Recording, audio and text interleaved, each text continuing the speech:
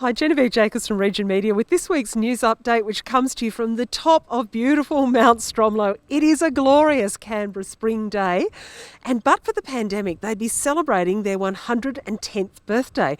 Dr. Brad Tucker from the ANU Mount Stromlo Observatory is with me. Brad, there's kind of a few people still sprinkled around, but we're reflecting on more than a century of history here. Tell me how this all started. It goes back to this national project to be part of this 24-hour monitoring of the sun.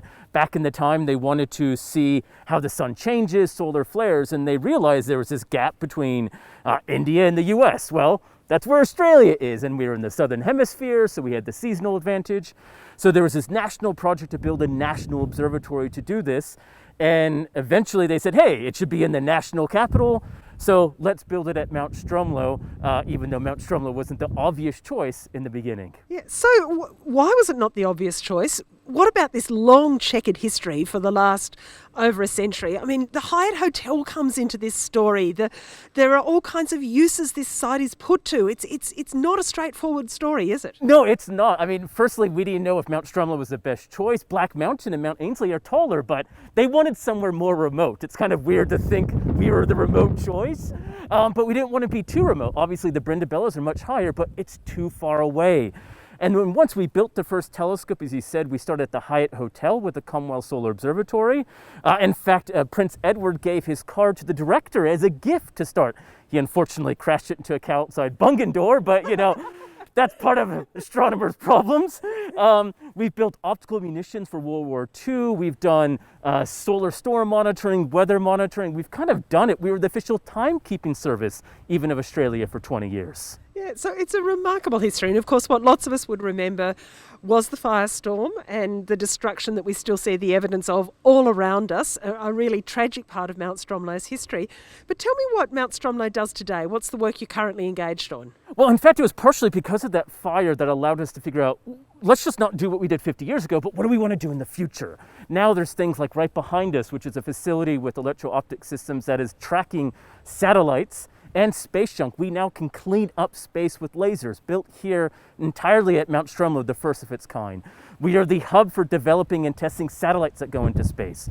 We're building a 25-meter telescope, so this is bigger than the area we're standing in Chile. We also maintain remote telescopes at Siding Spring. So there's over 150 people up here working on a normal day. So has the pandemic slowed you down at all, or is this kind of observation and work actually essential work?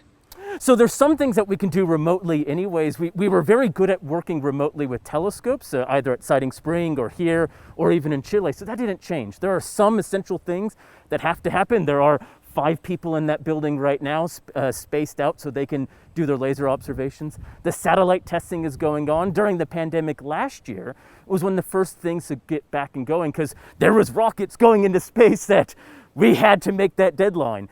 But a lot of the work also we can do remotely. So we're very good at compromising to make sure the critical operation's happening, but yet we can still do the research. Now, post the pandemic, when we get to that blessed stage, you have got some really interesting plans for more public engagement, for students to be working up here. That there is a real possibility for people to be really actively involved in the scientific work that you're doing and get a taste for that. That's right. You know, this is a big part of who we've been, and we want to get back to that. We already have 2 facilities for high school students to do astronomy projects.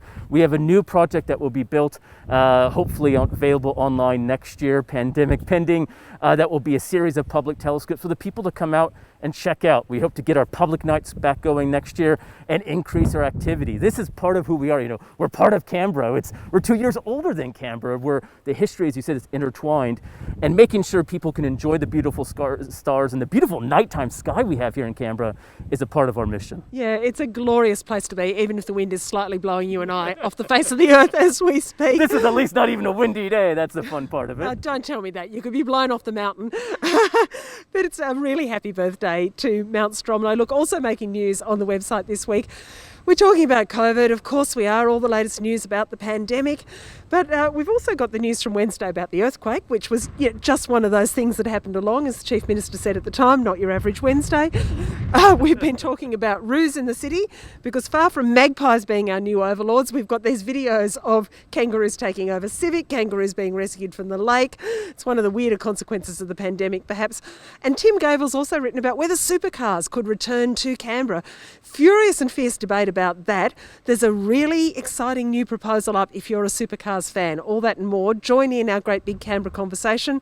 We've got an email newsletter that goes into your inbox every Thursday and a daily digest. And best of all, you can just take part in all the discussion and the debate about what's happening every day here in Canberra. I'm Genevieve Jacobs. This is Region Media. Brad, so good to be here for Mount Stromlo's 110th birthday. Happy birthday to the Observatory and all who sail in her. Getting my metaphors very mixed there. Thanks so much for your time. No worries, thank you. I'm Genevieve Jacobs. This is Region Media.